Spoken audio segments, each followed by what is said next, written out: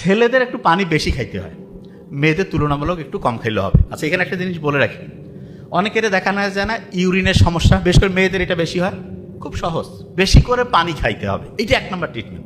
মেয়েরা কিন্তু তুলনামূলক যেহেতু ওয়াশরুম সব জায়গায় ব্যবহার করতে পারে না, পানি কম খায়, এই জন্য মেয়েদের অনেকগুলো কারণের মধ্যে একটা বড় কারণ পানি কম খাওয়ার কারণে ইউরিনের মধ্যে ইনফেকশন হয়, এবং এই ইনফেকশনটা থেকে বাঁচার জন্য পর্যাপ্ত পরিমাণে পানি খাইতে হবে। আরেকটা জিনিস, আমরা ইসলামে যারা, আমরা যখন প্রস্রাব করি তখন কি আমরা বসে করি না দাঁড়ায়? নর্মালি বসে।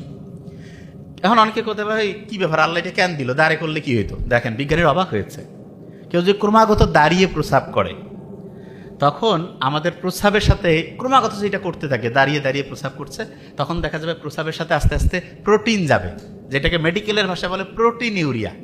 তার মানে দাঁড়িয়ে যখন কেউ প্রস্রাব করে ক্রমাগত, তখন আস্তে আস্তে তার প্রস্রাবে প্রোটিন যেতে থাকে, এবং প্রস্রাবে প্রোটিন যাওয়া মানে আস্তে আস্তে তার কিডনির যে ক্যাপাসিটি, সেটা ক্রমাগত দ্রুততার সাথে ধ্বংসের দিকে যাচ্ছে। কিডনি রোগী ভয়ঙ্কর খারাপ, আল্লাহ হেফাজত করুক।